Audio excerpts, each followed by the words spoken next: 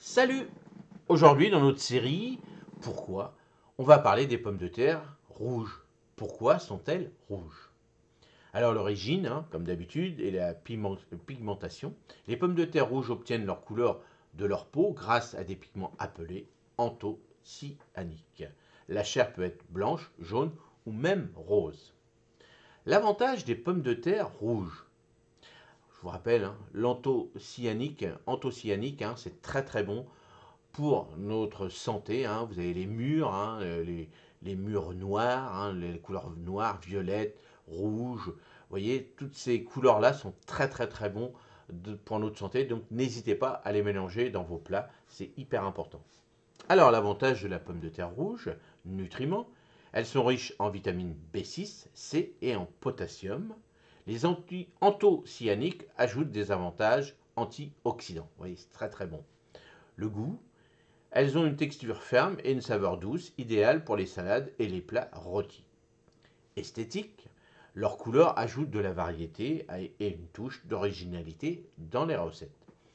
Alors, moi j'ai même une fois réussi à faire de la petite, alors je sais plus son nom, vraiment noire, dites-le moi dans les commentaires si vous la connaissez, petite noire, et c'est vrai qu'à l'intérieur elle était très très rouge aussi, c'était marrant, et bon j'avais fait ça un petit peu dans des petites pommes de terre, et bon voilà, j'avais un peu plus de place, bon là je réduis un petit peu, donc moi ma pomme de terre que je cultive toujours, ce que j'adore, c'est la petite Charlotte, elle pousse bien. Cette année, ça se passe bien à l'extérieur comme à l'intérieur. Ça s'est bien passé, c'est sous le tunnel.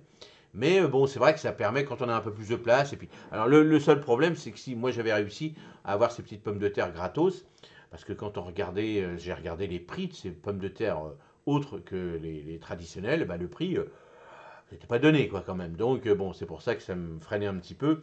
Et puis bon voilà. Mais c'est vrai que quand on fait une petite pomme de terre, moi par exemple j'adore les petites pommes de terre à l'huile et au vinaigre avec un petit peu d'échalote dedans.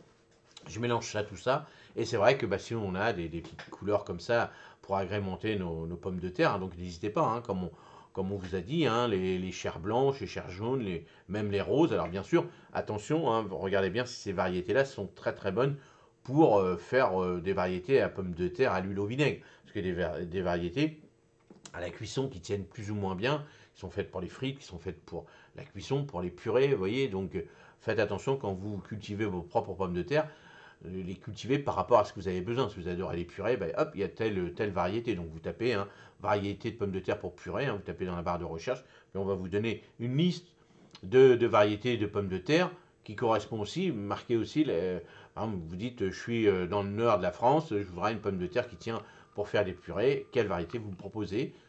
De même pour les frites, de même pour les pommes de terre à l'huile au vinaigre, pardon. Voilà, dites-moi comment vous les cultivez. Est-ce que vous avez déjà cultivé de la pomme de terre de cette couleur rouge? Et puis dites-moi si ça a super bien marché. Donnez-nous des astuces, ça c'est le plus important, dans les commentaires pour les réussir. Allez, moi je vous dis passez une excellente journée et à demain matin. Salut, merci.